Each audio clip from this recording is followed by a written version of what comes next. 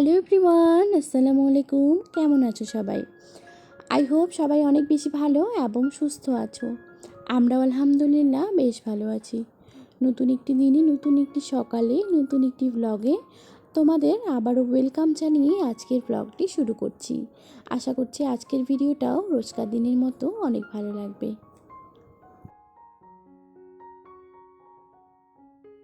আজকে হচ্ছে মঙ্গলবার আর এখন বাজে ঘড়িতে প্রায় 8:30টার মতো। আজকের ব্লগটা আমি 8:30টার থেকেই শুরু করলাম। ভিডিওটি সম্পূর্ণ দেখো, কোনো স্কিপ না করে। আশা করছি আজকের ভিডিওটা অনেক ভালো লাগবে। হ্যাঁ, ভিডিওটি কোনো অংশ যদি তোমাদের একটুকু ভালো লেগে থাকে তাহলে কিন্তু অবশ্যই আমার চ্যানেলটিকে সাবস্ক্রাইব করে আমার পাশে থেকে যেতে পারো নতুন নতুন ভিডিও দেখার জন্য। নোটিফিকেশন অল করে দিও, তাহলে কিন্তু আমি যখনই ভিডিও আপলোড করব তখনই তোমাদের কাছে নোটিফিকেশন পৌঁছে যাবে। আজকে তোমাদের সঙ্গে শেয়ার করব আমাদের গরিবের সাধারণ জীবনযাপন, মধ্যবিত্ত সংসারের সাপ্তাহিক বাজার, সাথে কিন্তু আরও অনেক কিছু থাকছে আমার এই ভিডিওতে। তো দেখো, প্রথমে উঠেই কিন্তু আগে ফ্রেশ হয়ে নিয়েই প্রথমে চুলা লেপা শুরু করে দিয়েছি। কিন্তু জানো তো, বাসি বাসন একদমই মাজিনি। কালকে রাতে কিন্তু অনেক বাসি বাসন আছে, সেগুলাই রেখে দিয়েই আগে চুলাটাই লেপে নিচ্ছি। কারণ উনানটা লেপে না নিলেই, মানে লেপে নেওয়ার সাথে ধরালে কিন্তু একদমই জ্বলবে না ভালো। সে কারণে আমি ভাবলাম লেপে দেই, তারপরেই নয় ব্রাশটাও করব। আর ওদিকে কিন্তু অনেক হাঁড়ি পাতিলও বের হয়েছে, সব কিছু মেজে নেব। তো দেখো, একে একে কিন্তু উনানটাকে ভালো করে লেপে নিচ্ছি। যদিও ল্যাপা আছে, ওই যে সেদিন তোমাদেরকে বলেছিলাম বা তোমাদের সঙ্গে শেয়ার করেছিলাম যে ভাতের ফেনা দিয়ে চুলা মুছলেই চুলাটা সহজে ভাঙে না আর সব সময় ভালো থাকে, মানে ফাট ধরে না। কিন্তু কেন জানি না একটু কালো হয়ে গেছে। তো সে কারণে কিন্তু আজকে আবার এই মাটি দিয়ে লেপে দিচ্ছি। তো যখন শুকিয়ে যাবে তখন কিন্তু ভীষণ সুন্দর দেখাবে, মানে একদম সাদা সাদা হবে। এদিকে কিন্তু অফ ক্যামেরায় একদম সব কিছু বাসন কোসন মেজে এসেই আমিও কিন্তু একটু চা খেয়ে নিয়েছিলাম। চা বলতে গেলে শুধু একটু পানি আর একটা কেক খেয়ে নিয়েছিলাম। ড্রাই কেকগুলো যে থাকে, সেই ড্রাই কেকগুলো খেয়ে নিয়েছি। তারপরেই কিন্তু এদিকে ভাতটা বসিয়ে দিয়েছি। তো দেখো, ভাতে কিন্তু চালটা দেবো, তো চাল এখানে ধুয়ে নিচ্ছি। 3 কৌটোর মতো চাল দিয়ে দিলাম। আর জানো তো, আমরা কিন্তু চালের কৌটোটা আমার হচ্ছে ওই যে নারকেল তেলের ডিব্বা থাকে না, সেই ডিব্বাটা দিয়েই কিন্তু চালের কৌটোনো বানা আছে। আর আমি অনেক দিন থেকে দেখি, আমার বাবার বাড়িতেও ওই জিনিসটা দিয়ে আছে, এমনকি শ্বশুর বাড়িতেও ওই জিনিসটাই আছে। তো এদিকে কিন্তু ভাত হয়ে গেছে, ভাত বসিয়ে দেওয়ার পরে আর ভিডিও নিইনি, একবারে পরে নিয়ে নিলাম। ভাত কিন্তু হয়ে গেছে। তো দেখতে পাচ্ছ, এদিকে কিন্তু কড়াইতে অনেকগুলো পেঁয়াজ দিয়ে দিয়েছি, সাথে কিন্তু অনেকগুলো তেল দিয়েছি। ভাবতেছো কী রান্না করব? তো দেখো, এদিকে কিন্তু রান্না, ওই যে বললাম আমাদের মধ্যবিত্ত বাড়িতে অল্প একটু জিনিসেই কিন্তু আমাদেরকে একটু বুঝে শুনে করতে হয়, বা খরচাপাতির থেকে ধরে সব কিছু, খাওয়া দাওয়াও একটু বুদ্ধি করে কাজগুলো করতে হয়। তো দেখো, অল্প একটু মাংস সেদিন রেখে দিয়েছিলাম, মাংসটা ভেজে ভেজে রেখে দিয়েছি। আজকে দেখো ফাইনালি কিন্তু রান্না করছি। রান্না বলতে গেলে একদম কিন্তু মাখা করব আলু দিয়ে, সাথে কিন্তু ওইদিকে ডালও বসিয়ে দিয়েছি। তো এখানে কিন্তু আমি সব কিছু আগে পেঁয়াজ, তারপরে শুকনো লঙ্কা, তেজপাতা আর গোটা জিরে একটু ভেজে নিলাম, হালকা ফুলকা আর কি। তারপরে কিন্তু ছোট ছোট করে মাংসগুলো কেটে নিয়েছি, দেখতে পেলে তোমরা। তো ওই কাটা মাংসটা দিয়েই কিন্তু এদিকে আবার আদা রসুন সব কিছু একদম, গরম মশলা থেকে ধরে সব কিছু একসঙ্গে দিয়ে দিয়ে এখন ভালো করে নাড়াচাড়া করে নিচ্ছি। এভাবে কিন্তু বাসি মাংস রাখলে অনেকটাই সুবিধা হয়, অনেকটা খেতে ভালো লাগে। আর তোমরা যারা খাওনি তারা অবশ্যই একবার ট্রাই করে দেখো, ভীষণই টেস্টি লাগে খেতে। এমনি কিন্তু টাটকা মাংস এভাবে করলেও ভালো লাগে, তবে বাসি মাংস থাকলে কিন্তু এভাবে করলে আরও অনেকটাই বেশি ভালো লাগে। তো দেখো, একে একে কিন্তু সব কিছু মশলা দিয়ে কষিয়ে নিয়েছি। তো এদিকে কিন্তু একটু ঢাকা দিয়ে দিয়েছিলাম। তারপরে দেখো, ওখান থেকে আবার তেল ছেড়িয়েছে, মাংস থেকে তেল বের হয়েছে।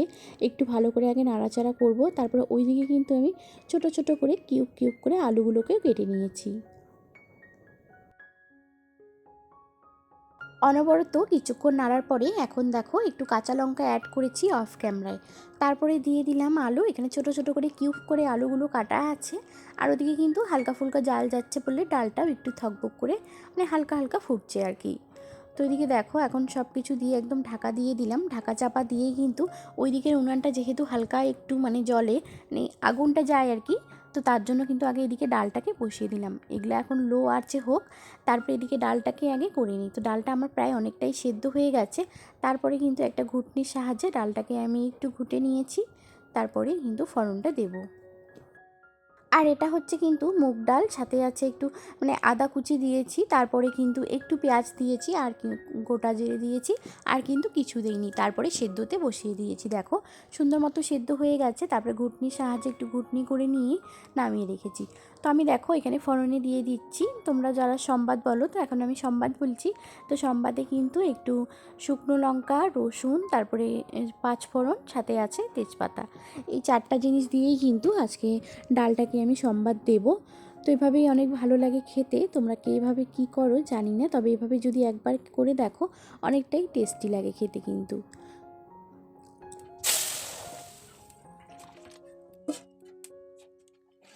আমার কি সুন্দরভাবে আজকে ডাল ফোড়নটা দেওয়া হয়ে গেল। অন্য দিনে কী হয় বলো তো, ওই ডাল ফোড়ন দিতে গিয়ে কিন্তু হাতে লাগে বা হাতে একটু আঁচ লাগে। আজকেও হালকা একটু লেগেছে, কিন্তু আজকে না সেরকম একটা ছ্যাঁকা যায়নি, কিন্তু প্রায় সময় এরকম হয়। তো দেখো এদিকে কিন্তু একটু মশলা দিয়ে দিলাম, জিরের গুঁড়ো আর সাথে একটু লবণ দিয়ে এখন কিন্তু ডালটাকে আগে নামিয়ে রাখলাম। তো ডাল নামানোর সময় কিন্তু আমার হাতে প্রচুর গরম লাগতেছে, তাই দেখতেই পেয়েছো। গ্যাসের উপরে একটু বসিয়ে দিলাম, তারপরে কিন্তু আবার ডালটাকে ঢেলে একদম গামলাটাকে মুছে একটা ঝুড়ি ঢাকা দিয়ে দিলাম। এখন কিন্তু কোনো ঢাকা দেবো না, কারণ কিন্তু নষ্ট হয়ে যাবে, সে কারণে একটা ঝুড়ি দিয়েছি। এদিকে আমার ভাজাটাও প্রায় কমপ্লিট হয়ে গেছে, একদম গ্যাসে নামিয়ে রাখলাম, মানে গ্যাসের উপরে রেখে দিলাম আপাতত। তো দেখো একদম মাখা মাখা করেছি, এভাবে করলে কিন্তু ভীষণই টেস্টি লাগে, সাথে ডাল থাকলে তো একদম জমে ক্ষীর। তারপরে কিন্তু আম্মু চলে গেছে রেশন আনতে, সে কারণে কিন্তু আমি গরুকে পানি দিতে এসেছি। তো দেখো 2টা গরুকেই পানি দিয়ে দিলাম, আর সাথে কিন্তু এখন বাজারগুলোকে নামিয়ে রাখবো। গরুকে পানি দিয়ে এসেই আগে ঘরে চলে এসে দেখি বাজারগুলো যে আছে সেগুলো বের করে রাখিনি, আর এগুলো হচ্ছে কিন্তু কালকের বাজার। কালকের ভিডিওতে তোমরা দেখেছো গ্রসারি আইটেম যেগুলো নিয়ে এসেছে সবগুলোই কিন্তু আমি ভালো করে রেখে দিয়েছি। তারপরে এগুলা কিন্তু একদমই বের করিনি, ভেবেছিলাম কালকে সকালবেলা করব। তো আজকে দেখো এখন দুপুরবেলা সবজি বাজারগুলো বের করে নিচ্ছি। যেহেতু আগের যে অনেক সবজি বাজার আছে, সে কারণে কিন্তু এগুলো কোনো প্রয়োজনও পড়েনি, আর এই বস্তাটাকেও করিনি। তো দেখো এক একই সব সবজি বের করে নিচ্ছি, সাথে কিন্তু অনেকগুলো লেবুও এনেছে, যেগুলো আমাদের রোজকার দিনে মানে রোজই লাগে। লেবু সব সময় আর কি আমরা খাই ভাত দিয়ে। তো দেখো লেবুগুলো এখানেই রেখে দিলাম। তো এদিকে আছে বাঁধাকপি, তো আগেই নিয়ে এসেছিলো আগের দিন, তারপরে কালকেও একটা নিয়ে এসেছে। সাথে এখানে স্কোয়াশ আছে, পটল আছে, তারপরে কাঁকরোল আছে। তো সব কিছু এখন সুন্দর মতো করে ঢেলে নিচ্ছি। প্রথমে বড় ঝুড়িটাতে রাখলাম, তারপরে কিন্তু যে যার জায়গার মতো বসাই দিচ্ছি।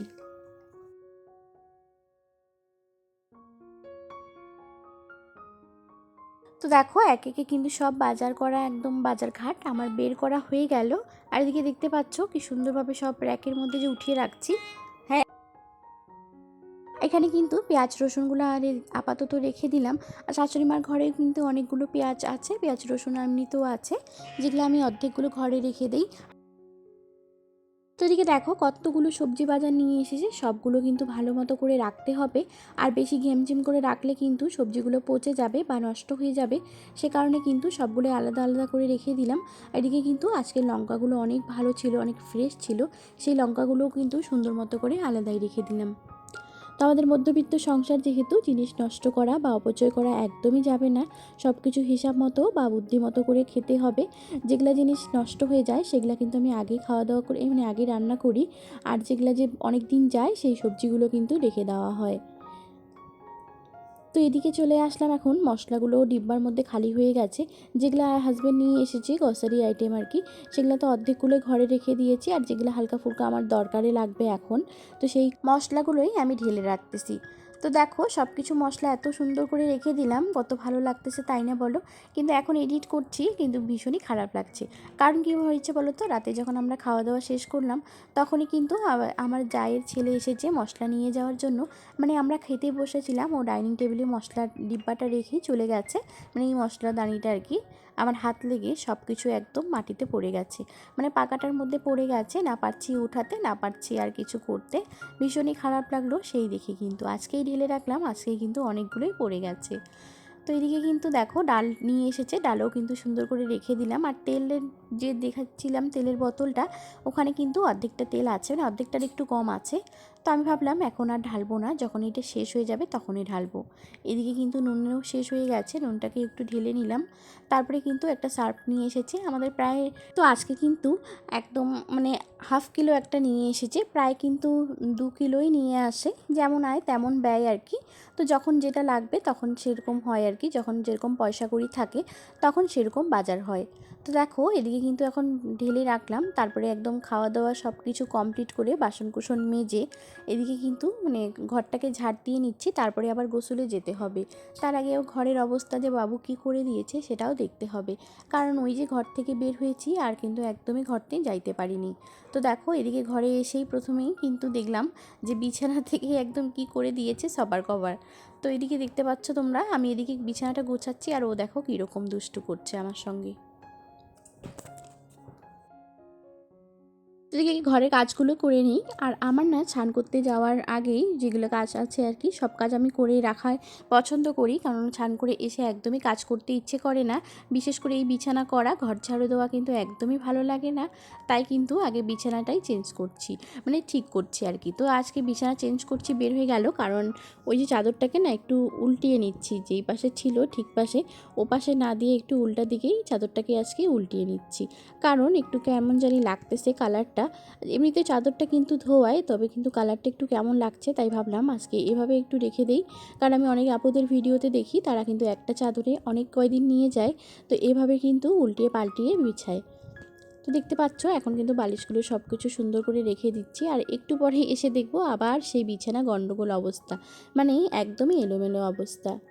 তো যাদের ছোট বাচ্চা আছে তারা তো জানোই এই সিচুয়েশনে সবাই পড়ো, তো আমারও আর কি সেই একই কেস। তো এখন আমি বিছানাটাকে ঠিক করে রাখছি, তারপরে একটু ঝাড় দিয়ে নিলাম।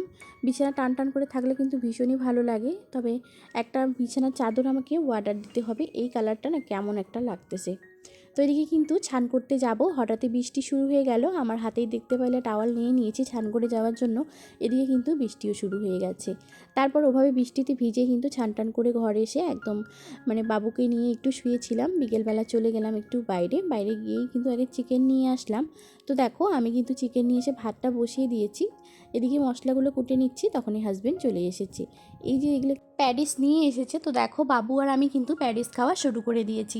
সাথে কিন্তু এদিকে আমার চিকেনটাকেও বসিয়ে দিলাম, সব কিছু উপকরণ দিয়ে একবারে ভালো করে যখন কষাচ্ছিলাম তখনই ভিডিওটা নিলাম আর কি। যেহেতু আমি একাই খাবো সে কারণে কিন্তু অল্প একটু চিকেন নিয়ে এসেছি, প্রায় 1 পোয়ার মতো আর কি। তো আম্মুও তো খায় না, আর হাজব্যান্ডও খেয়ে আসে, তো বাবু আর আমি খাবো, তাই ভাবলাম একটা আলু দিয়ে দিই। তো দেখো এখানে কিন্তু 2টা আলু নিয়েছি, তবে ভিতরে না একটা আলু কেমন জানি একটু দাগ হয়ে গেছে, সে কারণে ওটা ফেলে দিয়ে একটা বড় সাইজের আলুই দিয়ে দিয়েছি, মানে ওই 1.5টার মতো আর কি। তারপরে রান্নাবাড়া একদম কমপ্লিট হয়ে গেছে, এখন একটু যাদেরকে দিয়ে এসে তারপরে আমরা খাবো। তো আজকের ভিডিওটি এখানে শেষ করছি, সবাইকে আল্লাহ হাফেজ।